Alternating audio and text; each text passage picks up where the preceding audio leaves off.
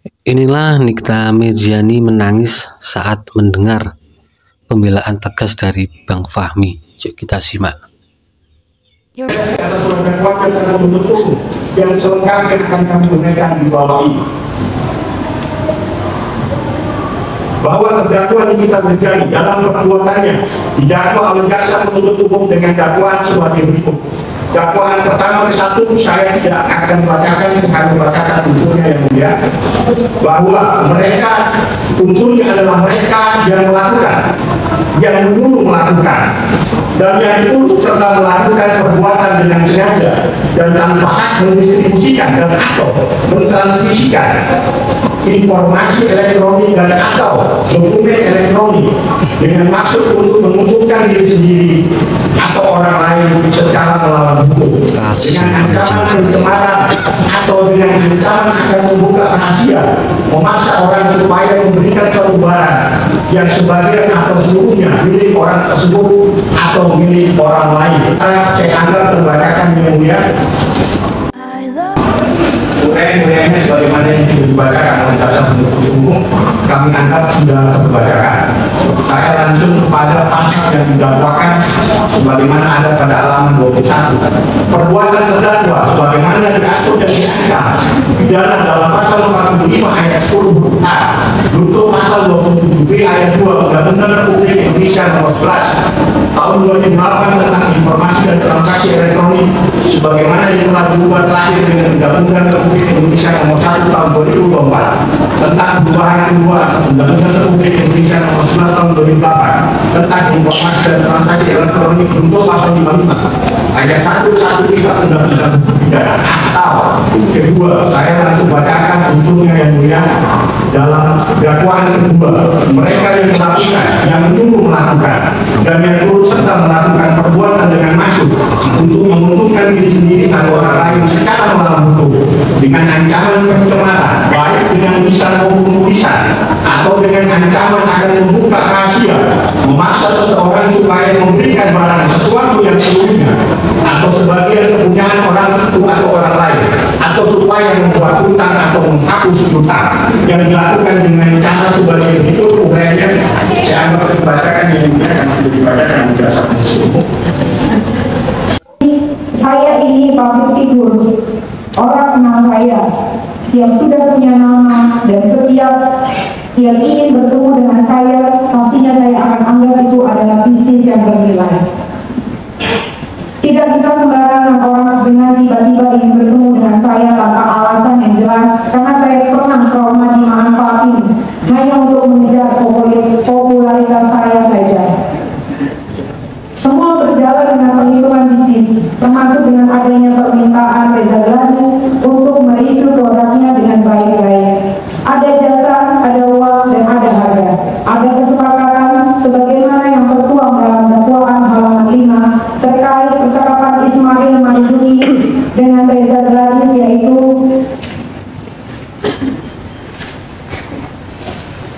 jadi kalau misalnya Reza pengen kita tidak speak up, ada di side-nya dong, ada di side-nya Reza udah tinggal kasih dia aja uang kemarin. Kemudian saksi Reza Gladys membalas, kalau kemarin gimana Ma'il? Selanjutnya saksi Ismail Marzuki menjawab, ya nggak apa-apa. Percakapan tersebut adalah sebuah percakapan dan berbentuk kesepakatan di mana adanya jasa dan harga yang dibayarkan yang bernilai bisnis, dan itu sudah biasa saya lakukan, yang merupakan pekerjaan saya untuk endorse dan review produk, baik produk kecantikan atau produk lainnya. Akan tetapi setelah adanya transaksi kesepakatan dan ada pembayarannya, yang ada saya malah dizolimi oleh Reza Gladys dengan menjadikan saya dan sahabat saya sebagai tersangka di Polda Metro Jaya.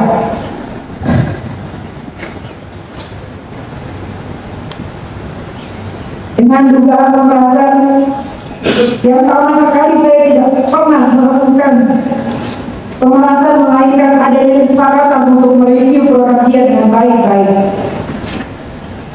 Bahwa perlu majelis hakim yang mulia ketahui, di dalam perkara yang sedang saya hadapi ini sudah ada perkara perdata yang sedang berjalan yang saat ini. Sebenarnya salah satu yang dokter semangat kesini tuh untuk ketemu sama DRG. Dokter pengen banget kalian bisa lihat bagaimana dokter akan bertanya langsung di depan mukanya dia. Gitu, apa sih maksud dari semua ini? Mengapa dia begitu getolnya mengejar dokter? Emang guys, kalian harus tahu, dia emang getol banget mengejar dokter. Tapi karena usahanya, yang dugaannya dokter, usahanya dia untuk menjebak dokter nggak kena, akhirnya karena LM yang kena. Itu tidak tembus, jadi dia cari cara lain. Mungkin, tapi dokter dari awal sebenarnya sudah tahu. Jadi dia itu ingin dokter mengikuti permainan dia. Tapi karena kita tahu dia, dan di matanya dokter dia tuh pelongak-pelongok. Jadi jangan bilang ya kalau misalnya, oh si DRG itu nggak pernah kena kasus hukum, suaminya pernah kena kasus hukum. Jadi jangan bilang kenapa kok pelongak-pelongok karena kaget baru kali ini kena kasus hukum. No, ya bukan. Di tahun 2017 suaminya pernah kena kasus hukum. Ya itu suaminya loh. Jadi jangan katakan bahwa ini adalah kasus hukum yang pertama kali, bahwa dia pelongak-pelongoknya kaget, bukan.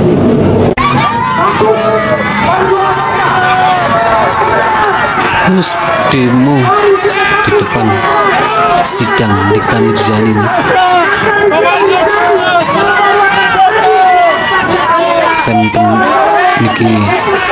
Pemikin menyuarakan bebaskan Nikita Mirzani.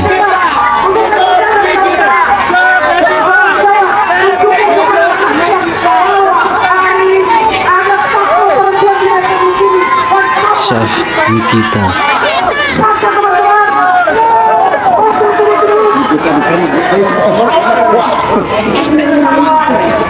Tanggal 1 Juli tidak diwajibkan RJ untuk datang dalam perkara pidana tersebut, tapi dalam perkara Wan Prestasi pada tanggal 1 Juli dia diwajibkan hadir untuk bertemu Nikita Mirzani dalam proses mediasi. Jadi ada dua hal yang berbeda, dua hal yang harus dipahami.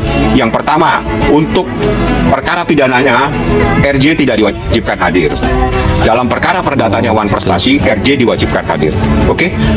Serta mengirimkan pesan katanya begini, ini baru salah satu, belum semuanya mahir. Kuasa hukum Riza Nah, artinya Gladys. ketika setelah saksi Oki Pratama mengirimkan gambar produk glowing booster tersebut kepada terdakwa Nikita Mirzani, kemudian terdakwa Nikita Mirzani kembali mengirimkan gambar itu kepada terdakwa Ismail Marzuki. Ya, lanjutannya disampaikan oleh terdakwa Nikita Mirzani kepada terdakwa Ismail Marzuki, ini baru salah satu, belum semuanya mahir. Kemudian bisa hancur kredibilitas Reza sebagai dokter, gua jamin. Nah, kembali yang sering kita perdebatkan, di mana unsur pengancaman dengan lisan dan tulisan sebagaimana pasal 369 di sini, ya. Kemudian ya lanjutannya nanti akan kami bacakan, tapi saya mau perlu terangkan.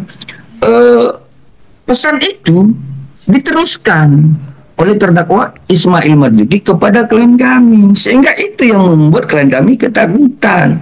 Jadi kalau kemudian dikatakan 369 itu adalah ya, pencemaran nama baik, itu keliru. Ya, tulisannya, bacaannya adalah pencemaran baik dengan tulisan maupun lisan, bukan pencemaran nama baik. Ya, seperti itu. Jadi di mana pengancamannya untuk melakukan pencemaran? Ya ini, ya harus saya sampaikan bahwa dijelaskan di sini adalah bisa hancur kredibilitas Reza sebagai dokter. Ya, seperti itu.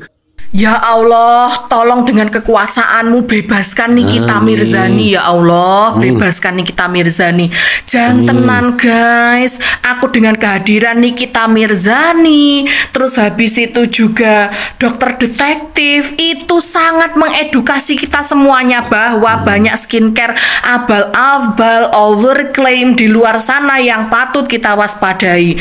Dan skincare yang sudah approve dokter detektif itu sudah dipastikan itu aman dikonsumsi, aman dipakai gitu loh. Ya Allah, nggak habis pikir kenapa mafia-mafia skincare itu dibiarkan masih jualan, masih live, kenapa gitu loh. Tapi justru mereka-mereka yang mengedukasi kenapa harus ditangkap, harus diadili gitu loh. Aku ya Allah Tuhan gitu. nggak bisa berkata-kata sampean ya. Kenapa Indonesia tuh seperti ini tuh kenapa gitu loh. Ayo dong, jangan berikan ruang untuk mafia-mafia ini berkeliaran ya. Jangan biarkan banyak orang-orang itu rugi karena kehadiran mereka. Ya. Kenapa orang-orang yang benar di negeri ini malah ditangkap, diadili, diperiksa, dihukum? Kenapa? Ya Allah, saya tuh ya senang dengan Nikita Mirzani. Saya belum pernah ketemu dengan beliau, tapi saya bahagia gitu loh dengan kehadirannya. Itu yang pertama bisa menghibur. Kedua, kata-katanya juga mengandung fakta ya. Kata-katanya itu membela masyarakat kecil. Di saat kita semua ini bingung masyarakat kecil ini siapa yang harus membela kita, Nikita Mirzani itu bela rakyat kecil loh. Sering dia ya. Makanya dengan kebesaran Allah ya, semoga hari ini dia bisa bebas. Itulah momen Nikita Mirzani tegang lah, atau sedih ya, sedih. Dia sampai menangis mendengar pembelaannya Bang Fahmi. Bukan menangis karena bersalah, apalagi takut, terharulah menangisnya. Ya mudah-mudahan kasus ini cepat selesai. Masa nggak ada ujungnya kasus ini? Mau dibawa kemana lagi kasus ini? Terima kasih, jangan lupa like, subscribe, share, dan komen.